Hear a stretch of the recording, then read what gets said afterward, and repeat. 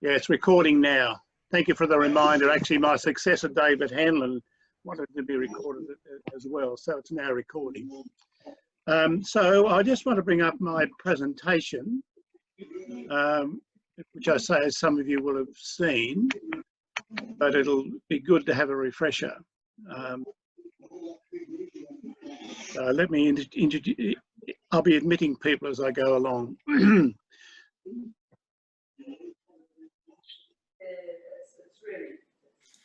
Now I just need to move this.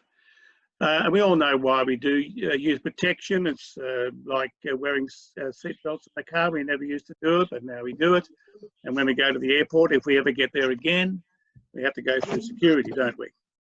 And the resources that you need for a whole range of things, but including youth protection, are on the district website. Now, the district website, if I could just take you through the list with you, and I've got it on the screen here somewhere. There it is. You all know this, and you go to policies and forms on the right. You click on that, and just remember to access that, you need to log in. So as you know, the first section is on rules and bylaws, and then all the insurance information comes in the next block. There's a little section on social media policy, but the one under all the forms and information under all youth programs is in the next block, and this is the area I want to focus on. And it starts out with the 3 forms. The Form 3, which every Rotarian needs to complete if they wish to be involved in youth activities. Not all Rotarians have to do it, only those who are involved in youth activities. And that form is completed under the supervision of the Youth Protection Officer in the club and the President, and sent to the District Secretary, not to me. Then the next one is a Form 4, which you complete when you have renewed your Working with Children check. That happens every 5 years. 5, that's right, 5 years. And you complete that and send it to, it says to me. I'm not quite sure about that, but you can follow that. And then the Form 7, which is the one I'm most interested in, that is the list of all volunteers in the club who are involved in youth activities, giving all the Form 3 and Working with Children information. So that's, I ask for that in July of every year. And usually I get about a 30% response from club when we need to lift that a bit, quite a lot, actually, to 100%. There is another form which I notice is not there. That's the Form 9, and that is an incident report in relation to youth protection. And I need to remedy that. It's not in any of the documents anywhere, as far as I can see, and it happens so rarely, which is fortunate, but we need to have that up, I think. Then the next in the list is child protection, the child protection presentation, which is what I'm giving you this morning. This is my presentation. And then there's the policy. This is a large document, which you order. If you're a child protection person in the club, you should have that printed out probably. And then there's a code of conduct for working with youth. They're important, both important documents which you should have with you if you're the child protection officer or working closely with youth. So any questions on that information? No? Then under youth exchange, there's a whole range of youth exchange material. But, yes, sure. The Form 3. Yes. Where we've got to have referees. Yes. I've filled mine out. Does our protection officer, or whatever he's called, who collects all that? Yeah, I'm on. Yeah, I don't does know he have to actually manually ring all our referees? Okay, I'm yes. on. Bye. Or someone in the club needs to do it, but normally the protection officer, yeah. The protection officer has to physically ring up. So if you've got 20 club members, he has to ring 40 yeah, people. It's a big job. And Yeah. it has to be done. It has to be done, yeah. Okay. Yeah. All right. So under youth exchange, the important one there, which has got a broader application, is the protection briefing.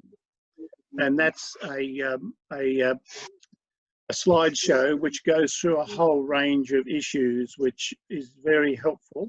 And I would recommend that you look at that protection briefing. It talks about what is sexual harassment, what is abuse, and goes through all those kind of definitions. So I would recommend that you look at that at some point. I won't do it now. So, and that's what I wanted to draw your attention to, basically, on the district website. Are there no other comments or questions? Yeah, Okay. getting back to the Form 3, it has been my experience that quite a few members do not want to complete a Form 3 because they argue that they're not directly involved in youth programs. Now, I understand from Philip that that makes the Rotary insurance null and void for that individual. And we're not in a position where we can insist that they complete the Form 3, so there's a bit of a problem there. Philip, would you like to enlarge upon that?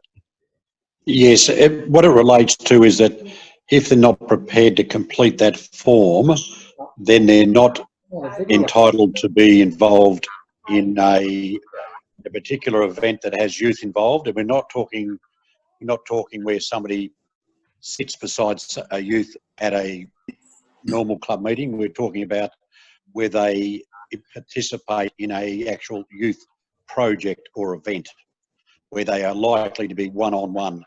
That's where if they don't adhere to that, then the club should take a strong line and not allow them to be involved in that particular youth event. Mm-hmm. Yeah, so no Form 3, no participation in youth activities. Yep. Correct. And I mean, there are heavy fines for if someone's working in the youth area without a working with children check. It's a large amount of money. I think $160,000. So you don't want that. So I'm going to mute everybody. By the way, there's a bit of sound in the background.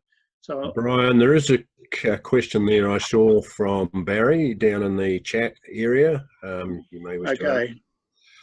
Let me have a look. Does the Form 7 have to be done in July, or could it be done earlier? Well, it can be done at any time, really. It's just that the protection officer, district protection officer, kind of has an annual roundup. I mean, I'm still getting Form 7s, and here we are getting towards the end of the year. I don't mind. I just like to get them anyway. So yes, Barry, that's the answer to that question. Yes, sorry. Sorry, Brian, can I push it a little bit further? From a youth exchange point of view, normally we have kids arriving early in July. Yeah. Or we can place any of those inbound students. We need a complete roundup of all Form 3, working with children, and Form 7. And that means if you don't have it, then I'm chasing club by club by club. Yeah. This year's round of 5 outbound kids and 5 inbound kids resulted in 140 new contacts into our system that needed to be followed up. So you're suggesting it should be done earlier? If you could, yes. Yeah, okay. When do you need to know? I think having it done in May would be fantastic. All done by, yeah, okay. That's a changeover issue in a normal year too. So not sure how we manage it. Of course, Youth Exchange has its own protection officer, doesn't it? It does. And that person concerns itself with this very issue, yeah. Yes. But okay, I take that on board. Thanks, Barry. Yeah, thanks. I'll pass that on to David Hanlon, and yeah, you might like to do that as well. Okay, let's go back to the presentation. Can you all see that? Hang on. Yeah. Yeah. It's back. I need to go back. I can't go back. Although someone else has arrived. Okay, so Rotary International has a statement of conduct for working with youth, which we need to be aware of, and that's it there. There'll be no surprises there. We just got to do our best to, best of our ability to protect children and young people from physical, sexual, and emotional abuse. So that is the RI statement of conduct from which everything else flows within Rotary. And it's everybody's responsibility, that goes without saying. And now the scope of youth protection covers all those areas on the list, but there are lots more. Clubs have their own programs. I know when I was in Sales Central, we had a camping program for young people. They don't have it because it doesn't exist anymore, but that faded out a few years ago. But there are all those sorts of activities going on as well. There's all those in the list. And I'm involved with MUNA now, of course, and youth protection is a big issue in that program. Not to mention youth exchange, which we already touched on. It's a major issue. Fine, it's Kerry. Can I just interrupt? Yes. You have a question on the chat panel around you, and you may have addressed it in a little bit before. What sort of activities are we talking about with our youth? Well, that's the list that that's the list there, and any club activity involving youth as well. Did someone wish to comment on that? Because I can't see the chat section when I'm doing a screen share. Hi, is a question. So, Julie, does that answer your question enough? I suppose, can you hear me? Yes, Julie. I can. Yeah, I suppose one of my questions, I'm Julie, I'm from East Spencer Sunrise Rotary. So we run our monthly market where, of course, there's heaps of kids around. Do we all need to have working with children checks? I would say that was an incidental, that's an incidental contact. Yeah. I would say no to that. If you went to a school and ran a barbecue or something, I'd say you had to have a working with children because that's not incidental. I mean, at a market with their parents and, you know, family and all that sort of stuff. Yeah. I mean, I'm an admin manager in a college, so I'm across the working with children stuff. Yeah, sure. A lot. It's just more like our Rotary. We don't do a lot with youth in such because our market is our big fundraiser. Yeah. I mean, I'm in the some other programs coming up, so it's So I'm in the SES, and we need to have a working with children check where we go to schools for publicity. But we obviously in a car accident you're dealing with children sometimes. We don't need a working with children for that because it's more than incidental, but it's a different circumstance. Yeah. Brian, probably a clear way might be to describe it. If there is a potential for a Rotarian to be on a one-on-one situation, then that is the definite scenario where it is required. Yeah, thanks for there's a potential. Yeah, that's a good way of putting it. Yes, thank you very much for that. Yeah, Any other questions? Yeah, Brian, I just add a couple there. Junior Community Awards is pretty strong down in East Gippsland particularly, and people go to the schools and get associated. Well, that'll be in a school program. That's right. And there's now also, in addition to Interact, there's now a thing called Early Act, which is for primary school based. Yeah, well, you definitely need working with children in those circumstances, yeah. What about, we have Margaret. You there, Margaret? We have a... Yeah, I'm here. I just had to take off mute. Yeah, what's it called when we do the, the high schools do the speech? Yeah, well, that's primary schools. I would have thought we'd need it for the now what do you call public that speaking. Yeah, we have a public speaking program. Such a competition, is it? And yes, yes. And at the end of it, they all come and give their different talks, and then there's a winner and all that. But we have one person that all coordinates it. Do you need it in that sort of? Yeah, that's a school focus, that program. So you really need working with children check with that. Yeah. Brian? Yes, Don? Yeah, just to remind everybody, GPs don't need a working with children because they're dealing with children every day. Well, that's interesting. Yeah. Okay. But it's not, that's interesting, but it's not of our concern, I suppose. But that's No, we've had several questions from our Rotary members. You know, I'm a GP, I don't need this. So when I investigated, no, they don't. okay. Don, what about teachers? Because I was made to get one, even though I actually have VIT registration. Well, I'll get to that. I've got a slide on that. Yeah, okay. So, shall we move on? Yeah. Brian, it's Bill from Foster Rotary. Yeah, Bill. Form 3 regarding Friends of Rotary. Yes. If they were to do the same work as you've in the scope. Well, I think it covers all volunteers. So yes, Friends of Rotary would need to complete it if they're involved in youth activities. Right. Yep. In my view, because Form 7 has a list of volunteers. It doesn't say list of Rotarians involved in youth activities. It's list of volunteers. Right. Yep. So that's my view. Thank you. Okay. Yep. Okay. Right. Will we move on, or are we all set? Right. Now, as I said earlier, there are special arrangements for youth exchange. So if you're involved in youth exchange, you need to go through all that material. And again, I would recommend that you watch that slide presentation on youth protection issues. Let's look at some definitions.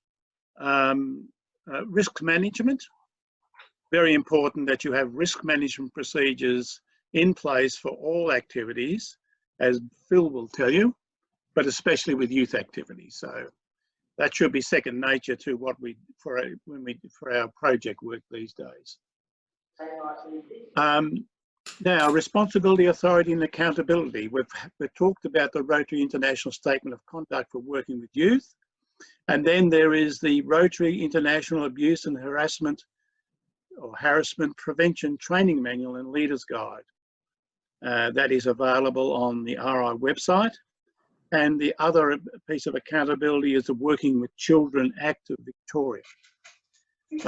And yes, was that a comment? No. Now, the check is only a starting point. It doesn't say a person is suitable to undertake youth activity. That's a decision that Rotary needs to make. But it is a check, that they don't have a history which would prevent them working with children.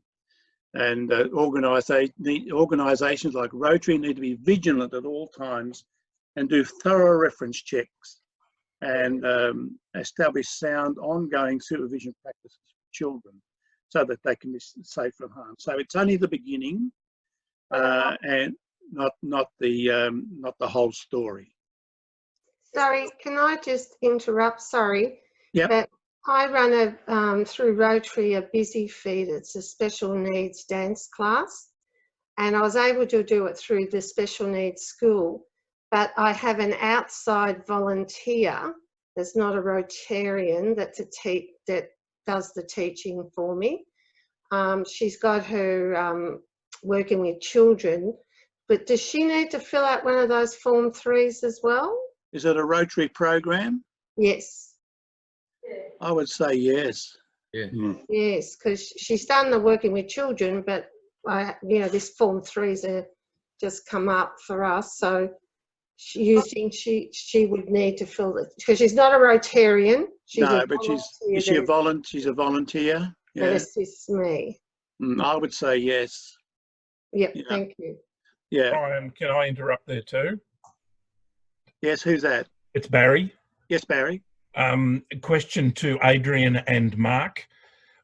Do non-Rotarians need to complete the Form 3, Form 4 if they're involved in youth activities that are organised through Rotary? Well, that's where I come in. Yes, Dawn, I get really that. the same question that's just been the answered. Same question. Barry, in my view, the answer is yes. Okay, thank you. Yeah. Mr. Humphreys?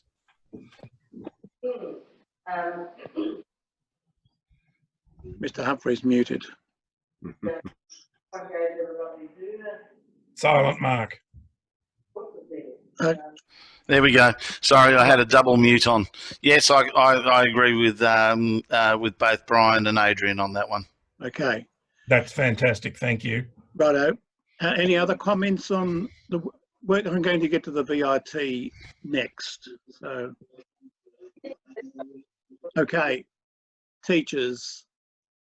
Under the Act, a teacher who is registered under the Victorian Institute of Teaching Act is exempt from a working with children check. However, they do have an obligation to advise any organisation they're associated with, like Rotary, if that registration is withdrawn or they've committed some offence which affects their registration. You can check whether a teacher is registered by going to the VIT website and typing in the name, and it'll tell you whether that person is registered. Now, I know that in the past we have insisted on teachers working with children checks, and I know some clubs still do, but under the Act, I personally don't believe it's required. Sorry, Brian. Yep. Can I interrupt there? Who is that? It's Mark. Yeah, Mark. Hang on, I'll put my camera on for you. Approximately 18 months ago, all teachers are required to notify Working with Children's Victoria that they are doing voluntary work. Oh, okay. With any other organisation. I will put the link up in the chat for everyone to see.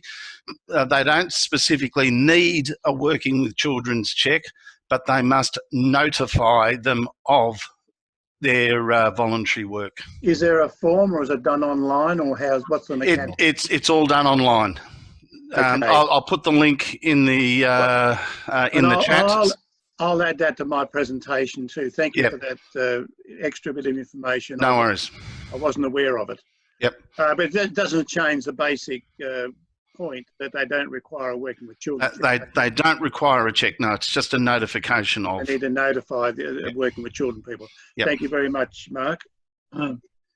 Right. Brian, it's just Kerry. I've got a couple of questions that have come in for you. Yes. One from Rick. Will the recording be sent to everyone online or made generally available? Yes, of course. I hadn't thought about how we would do that. Yeah, but we probably maybe put it on the district website, or I can email it to everybody who's here today. Brian, we can get it put in the district's YouTube channel and send out the link. Okay. Who will I send it to? Rob Cook. Rob Cook. Okay. Was there another question, Kerry? Yes, there is. It goes back to the earlier discussion around the definition of youth activities and incidental contact. The actual question is for Phil and how the insurers view the interaction of incidentals. I think that was kind of answered. Yeah. Yeah, it basically gets back to if there's a potential for a Rotarian to be on a one-on-one situation, that Rotarian must comply with the forms, and if they don't, the club would need to take steps to advise that they cannot be involved in a particular youth project or event if they don't comply. Okay. Okay, Ian, are you happy with that answer, or would you like to talk to Phil a little bit more about it? Talk to me offline if you like, Steph. Yeah, contact Phil if you've got any questions on that. Yeah. And right, thanks, Mark, for putting up the link. Okay. Where did that go up to? It's gone into the chat room. On the chat room, okay. Then we have in Victoria, we have the Commission for Children and Young People, and there are the 7 child safe standards, which I won't dwell on, but these are the standards which all organisations, including Rotary, need to have in mind when they're putting together youth programs. It involves, having participation from children in development of programs, developing processes for responding to suspected child abuse, and we've got that in place. So I think we would probably fall in line with all 7 standards. We can always do better, but we need to have these in mind, or you need to have these in mind in your clubs when you're putting together youth and children's activities. You're probably aware of these anyway, but I just need to draw them to your attention. So Rotarians need these three things to be involved in youth activities. And that is basically the Form 3, with 3 referees which need to be consulted by a responsible member of the club.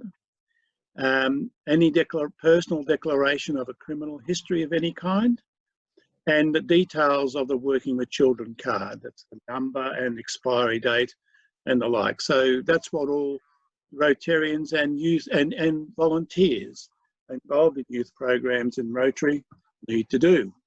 And I think that's our basic procedure that we always need to follow. So the district has a number of roles in the youth protection area, and to have a district governor and the district youth protection officer have particular roles. And there's also a district review committee. The review committee looks at policies and procedures, conducts an annual review. Mind you, I don't think there's been an annual review for a couple of years, but it's done in other ways, I guess. And meet 3 to 5 business days after an allegation of abuse or harassment is received. Conduct an appraisal following law enforcement investigations about whether action needs to be taken, and so on. So that's the role of the committee. It meets on an as-need basis or annually to review district policies and procedures. Now, the insurer, as Phil Thurgood would know, has some expectations.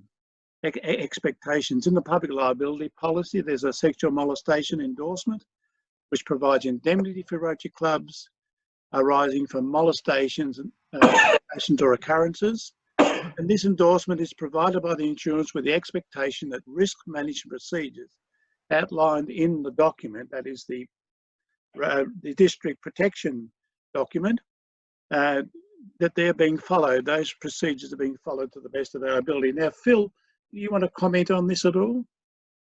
Yes, this particular endorsement that has been obtained for Rotary is unique in the insurance market. It's $2 million in cover, but it is extremely hard to get.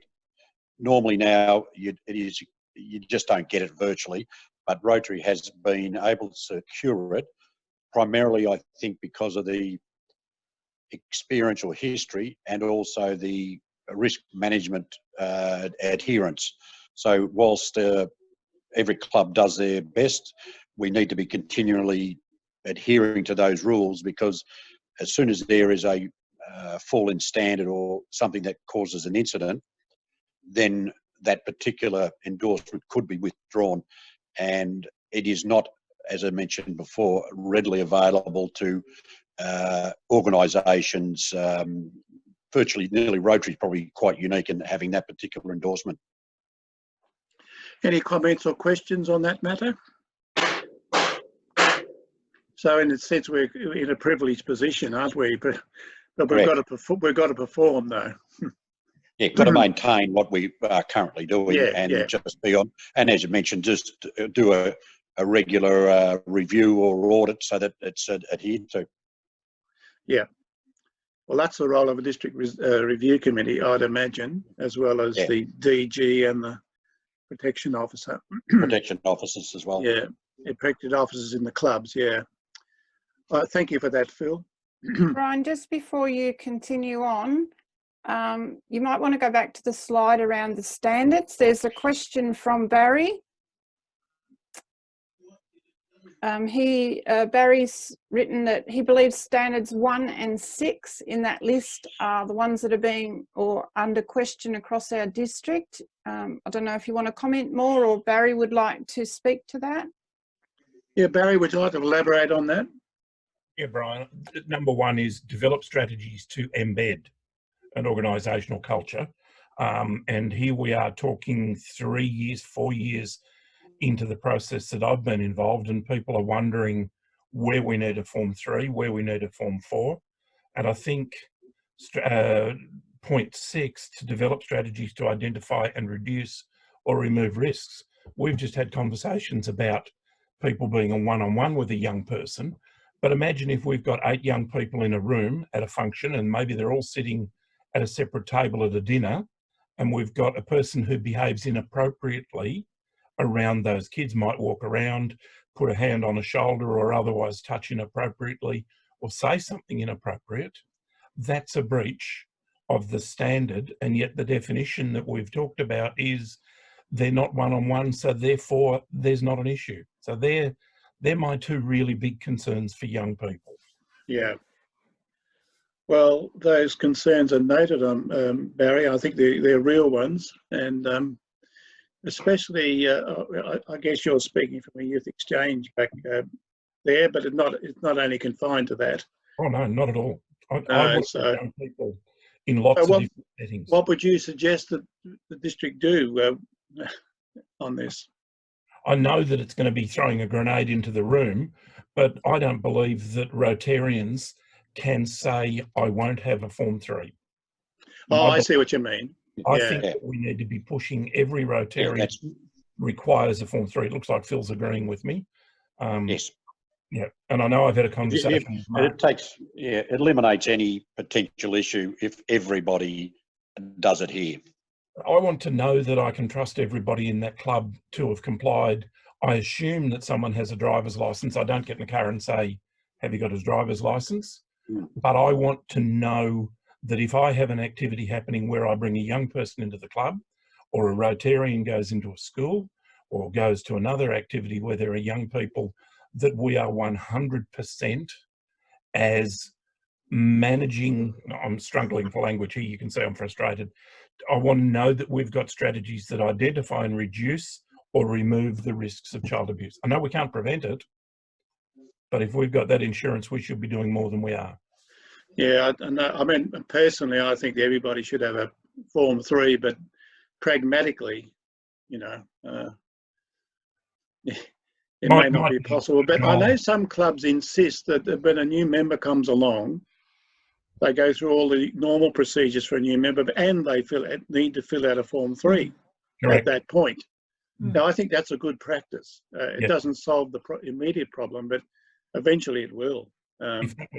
If that was a 4-year policy statement or a 3-year statement or something like that, that Adrian, I know you're coming to the end of your term, and Mark and Bill put in place, and we gradually then operated on it. And I'm not being critical of the people here attending because you guys are seriously aware of what child protection means. And I love the fact that you're doing that work. But if we get it organised, then we know that we're doing our best for our young people because they're our future anyway. Yeah. Enough advocating from me. Yeah, this is a policy question which I think the district board might need to take up and work through. So I would support that. Well, there seems to be something that becomes part of the membership of Rotary. Adrian and Mark, you'll note the comments in the meeting on this, and I'll have a think about it. But I'm on the way out too. But I might, in my final report, say something about it. Thank you for those comments, Barry. Just a quick one, if I may, Rick Haler. I have to leave because my wife's dragging me away, but I've got John Barnes there looking after our club. So, John, I'll leave you and I'll disappear. Thanks very much for coming. My pleasure. Right. Brian, just before you move on, there is another question from Maria. Yep. It's around project proposal forms, checklists, and youth-focused events. Maria might like to expand on her question too. It touches on to Forms 3 and Form 7 and the definition of all volunteers. Right. Thanks, Jane. Hi, Brian. It's Maria. I'm a new e-club member from Peninsula Rotary 2.0. And I guess for me, I'm still learning. I'm going through all the resources as a new member. And I've come across the project proposal sheet that you're supposed to fill in before any projects are run or workshops are run for the Rotary Club.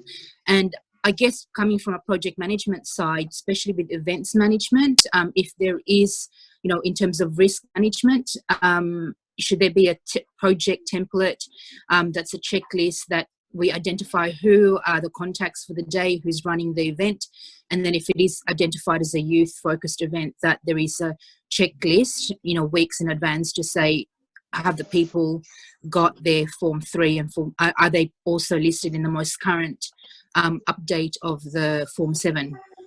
So Yeah, thanks, Maria. That's a very good question, and I'm afraid I can't answer it. Is it in the Phil? Is it in the Yes.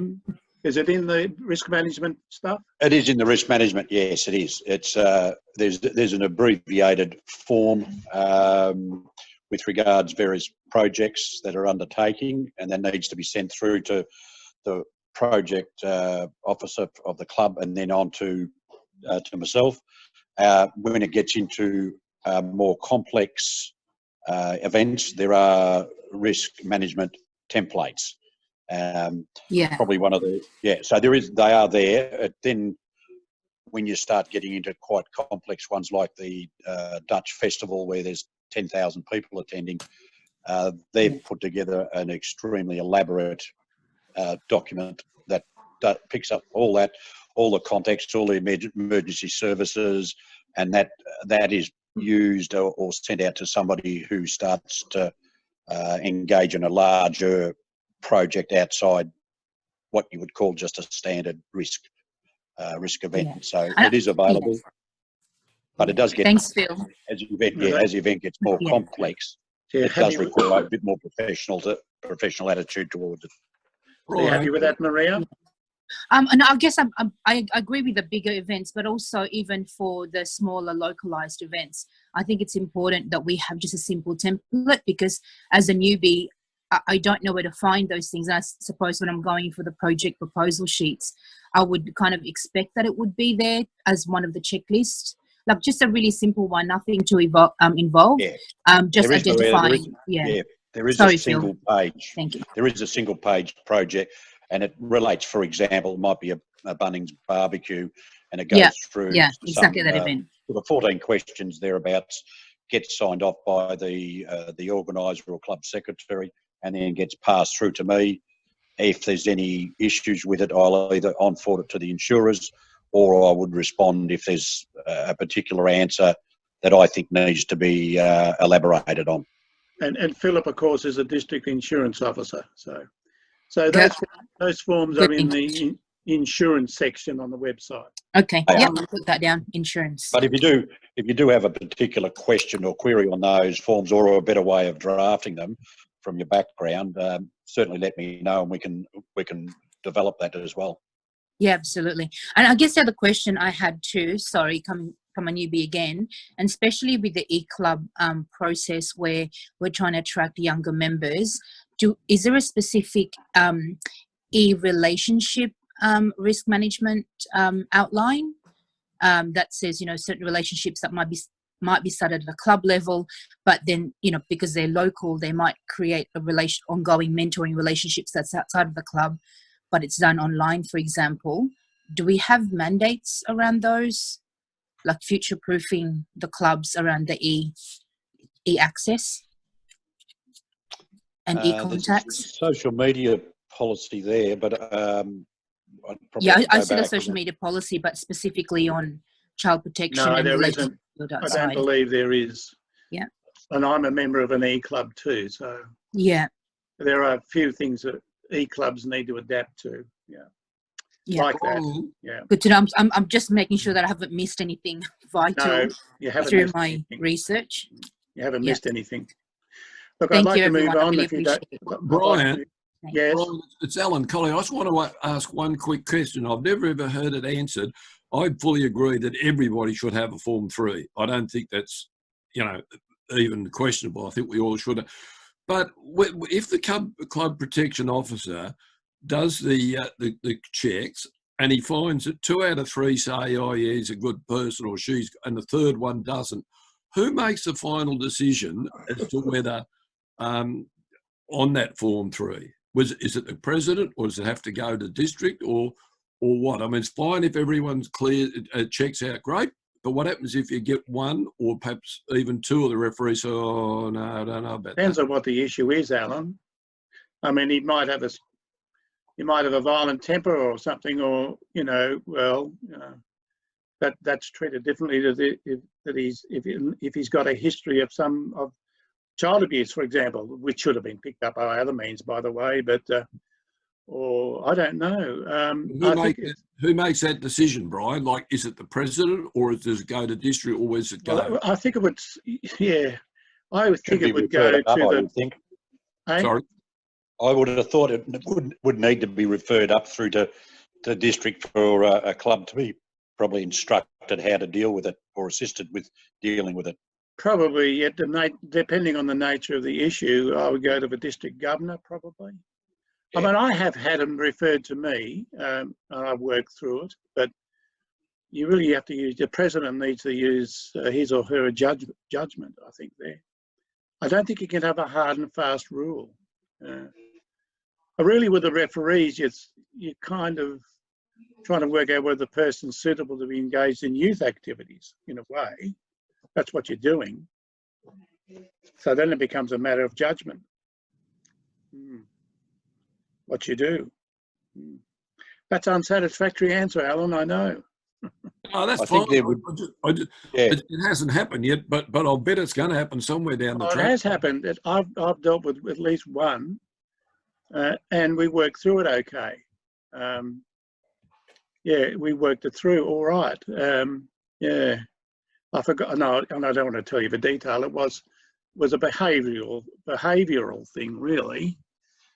So we just dealt with it.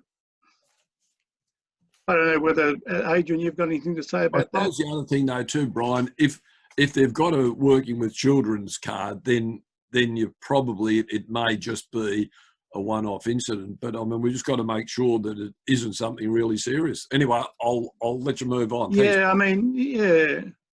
If the third person said, "Well, I saw him yelling and screaming at a 16-year-old kid," well, that's has to be dealt with. Yeah. Yeah. Look, I understand that, and I have been involved with one incident, and probably Adrian has too. But I think the important thing, it's a bit like you're checking references for someone applying for a job. You form an impression by speaking to the referees of that person, and if you have 3 referees and all 3 give a great glowing reference, there's no issue. But if 2 out of the 3 had qualifications or concerns which could be connected directly to whether they were a suitable person or not to be working with kids within Rotary, then you would have to run with gut feeling, I think, on that one and say, well, this person really hasn't been supported by his referees, and you would have to actually probably reject it. Now, that would be a tough thing to do, but at the end of the day, it's a weeding out process. That's what we're actually trying to do, to make sure that people who have the Form 3 are appropriate to be working with kids in our district. Yep. It's also, it would raise a question. It would raise a question too if you had your referees, somebody who you've nominated to support your character, to all of a sudden be questioning your character. So it would be I would have thought, very an unusual circumstance, and certainly something warranted further investigation. Dawn, did you have something? Dawn Friend here. One of the referees can be a fellow Rotarian, which is what I've done, and I've used long-standing friends for the other 2. Now, does the protection officer within the club, does he just accept that he doesn't have to contact that particular Rotarian? I mean, we're all in the same group. If I use one of my Rotarians as my first referee, does the protection officer have to verify that, or like he does with the other 2? I would say, for the sake of the process, yes. Yeah. So can I just ask a question? Yes. Yeah. In regards to the person where you've got 2 people saying yes and 2 people saying no in regards to referees, is there a possibility of us getting sued in any way if we have this discussion with this person and we say, yes, you're okay to come and join Rotary as a volunteer, and then something happens? Is there a possibility of us getting sued? Well. No, well, just a thought. Yeah. I suppose anything's possible these days, isn't it, really? Yeah, but, possible. everything looks at the, I suppose the steps are, has a club been reasonable in its steps to qualify volunteers, members, etc.? And if they have, it is less likely something like that could happen. But they do need to take steps to, like we're talking about, the interviews or the cross-referencing. And if you do that, that's reasonable. And that's, but yeah, the scenarios that we could probably prop up all sorts of scenarios where there's a potential. But again, what we're trying to put in place is measures and procedures that hopefully pick up these sorts of incidents and eliminate it. Yeah, thank you for that, Phil. I'd like to move on. There's not much left on this presentation, and then I'll shut the meeting down. And then if you've got any other questions like that, or we'll have those at the end if you don't mind.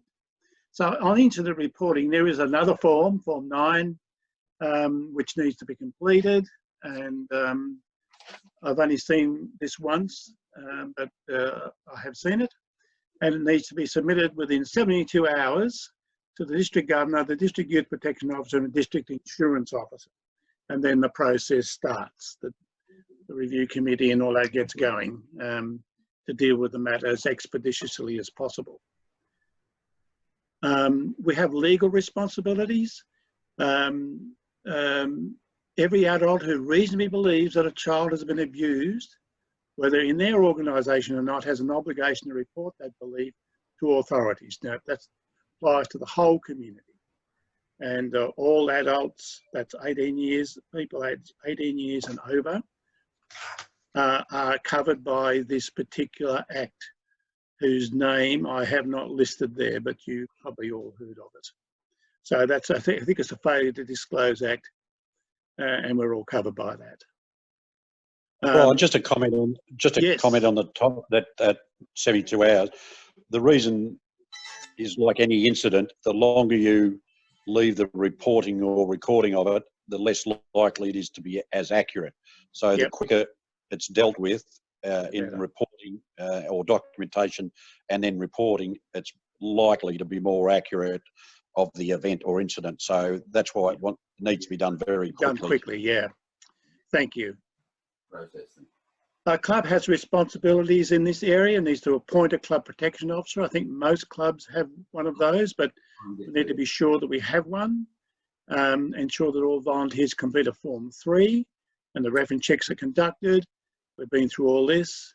And you need to maintain a copy for 5 years of the Form 3 with details of the Working with Children card. A copy needs to go to the district secretary. The district secretary keeps these filed away confidentially. And so there are 2 places where they're held.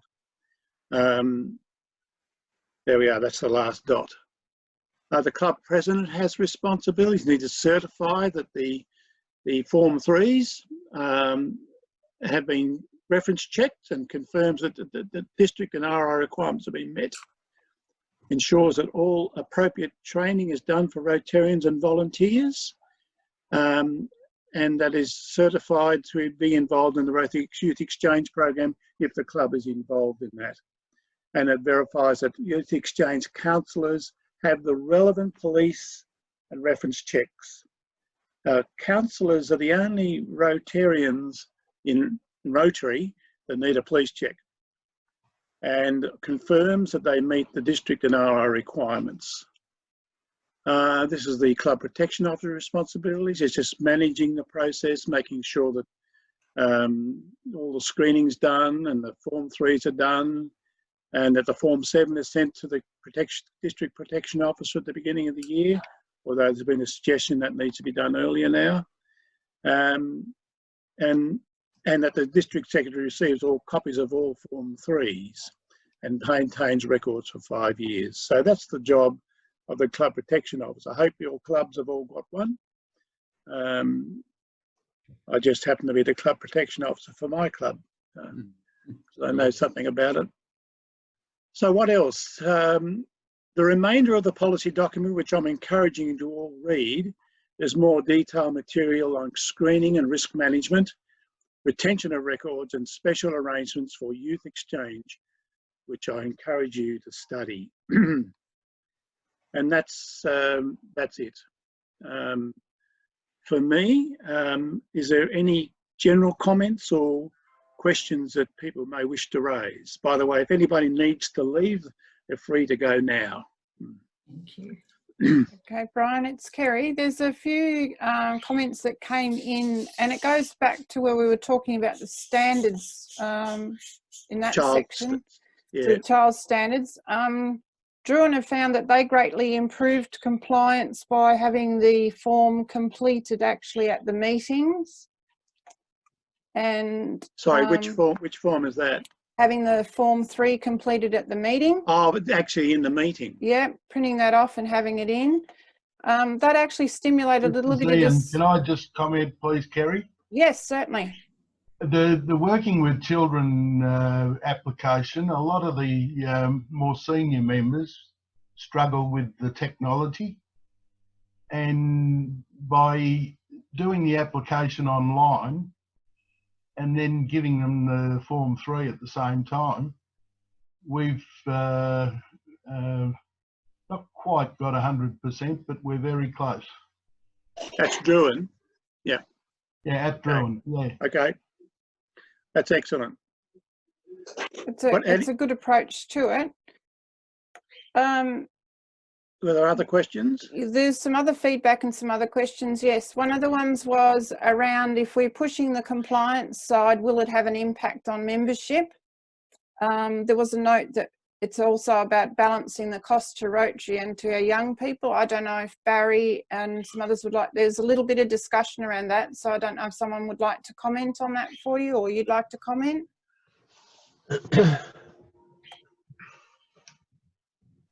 Brian, I have to leave now. Sorry. All right, Don. See you. See you Thank soon. you for coming. You're welcome. Kerry, I don't want to beat the drum too hard, but the question was, if we insist on people completing Form 3, does that affect membership? And my response to that is, I guess, in two parts. And the first is, are you worried that you're hiding something? And the second answer to that is, can we afford not to be sure that our clubs are fitting societal norms? If that's what society is saying we should be doing, how can we be arguing against it? Like, will people give up driving because they had to wear seatbelts? In a way. Not any longer, but there was an argument. No, in that day itself, in that day, yeah. So it's Mark here. Agree 100%, Barry. To me, at the end of the day, if we're going to lose members because of protection, I'd much rather have our children overly protected than underprotected. So couldn't agree more. You know, okay. Sacrifice a few members for our youth any day. Kerry, were there other questions?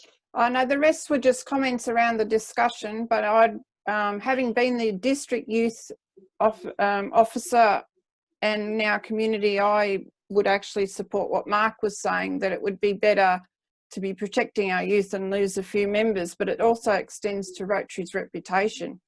And I think as a professional body, we need to be reflecting that. Okay. Brian, Glenn Ellum is mine from the Rotary Club of Frankston North. Yes, Glenn, how are you? I'm well, thank you.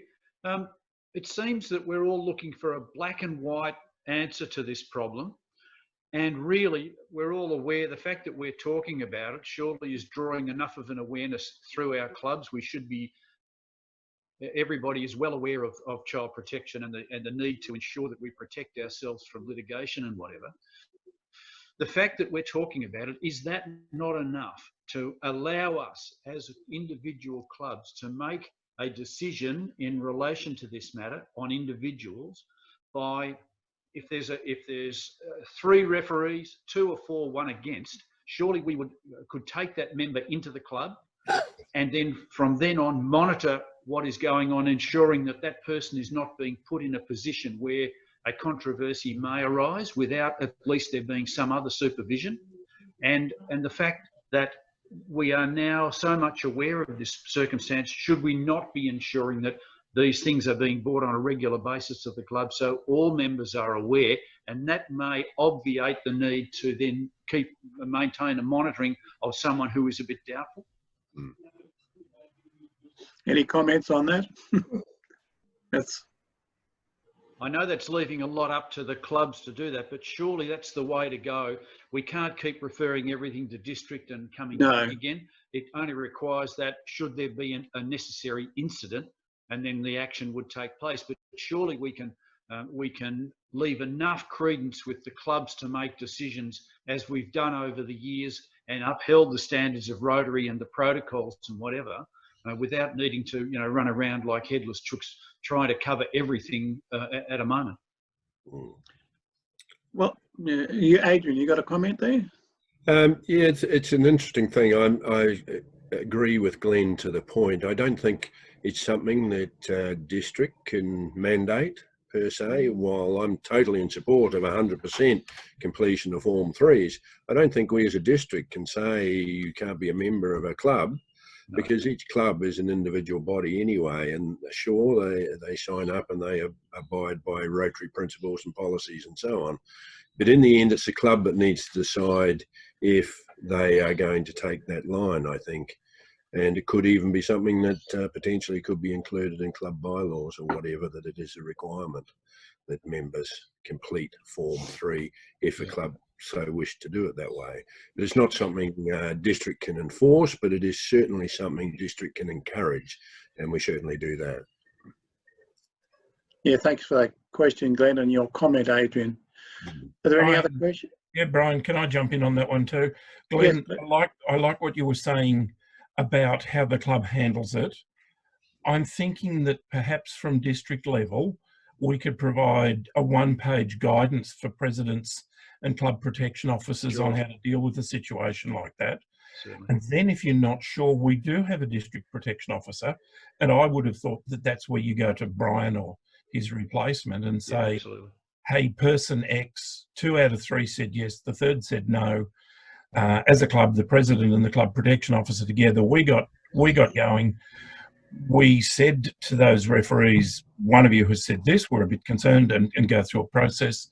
Is there another person we should talk to? How do you manage it then? You can't take it to your board. I was talking to Ian from Druin about this earlier. You can hardly take it to the board and say, oh, well, we've had 2 of Barry's referees said yes. One said no, he's as dodgy as a 3-cent piece. Because of the privacy in a club, no matter how big the club is, we still know lots of people. But there needs to be a process that you can then follow through. You can be sure. I don't like the idea of saying we'll bring them in and we'll just rely on them. But I do think we need a process that makes sure that we're okay. Okay. Maybe district support. Are there any other questions and comments? That was a very helpful discussion.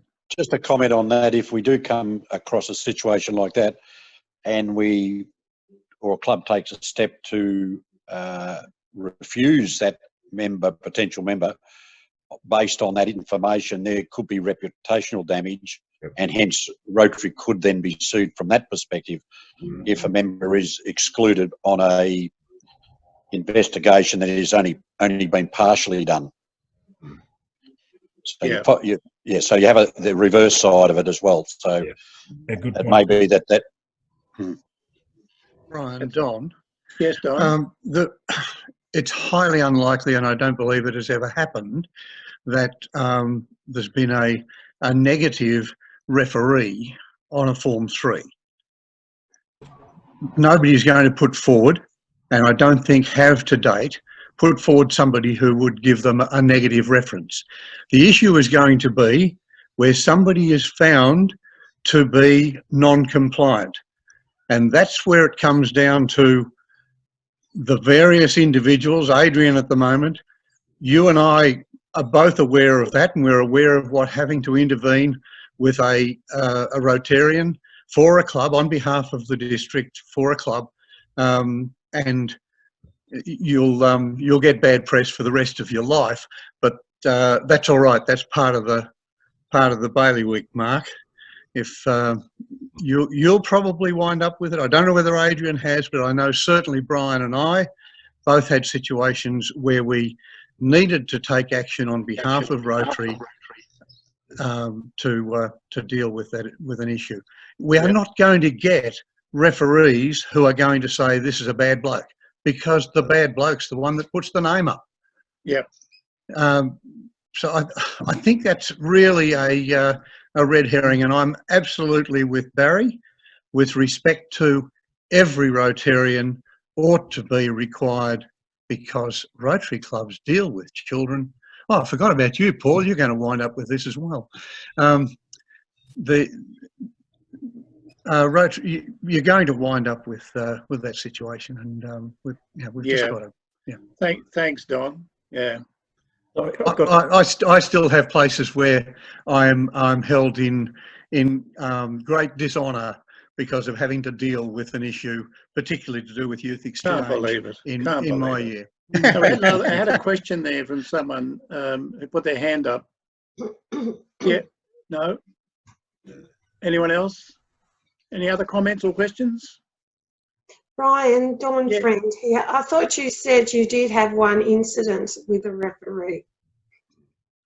Yes. Yeah, it was. If you want a name, that's fine. But yeah, the other chap said there hasn't been one, but I thought you said previously that you did have one. Yeah, I did have one, but it wasn't so much a no, or it wasn't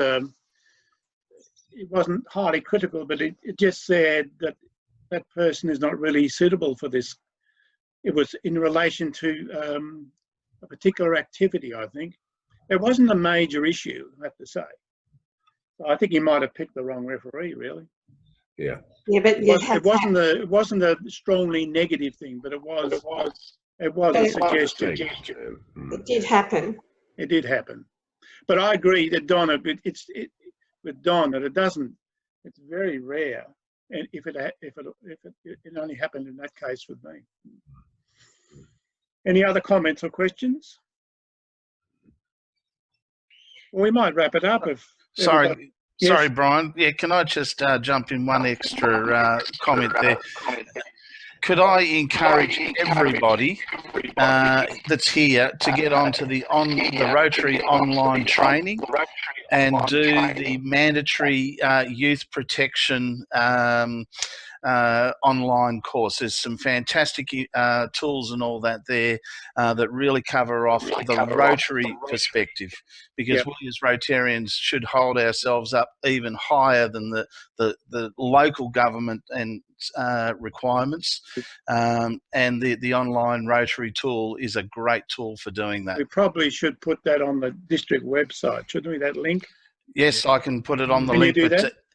Yes, but everyone needs to have an online it's very already good. Yeah, registered account. I've done it myself. It's very good. Yes, it is fantastic. Yep. Any other comments? Just a final comment from me, Brian. Thank you very much for organising and running this. It's been a very interesting session and a good amount of questions and answers and discussion. So I think it gives me a lot of confidence seeing a good group like this attend and get back out into the clubs. And it's all part of raising awareness of this, and we have to keep doing it all the time. So great session. Well done. Thank you very much. Thanks, Adrian, very much. And thank you all for your attendance and your contributions. It really made for an excellent session. So I'm going to sign you all off. Go and have a nice rest of your day. Thank you, Brian. Thank you. Bye. Bye all, Brian. Bye. Thanks, guys.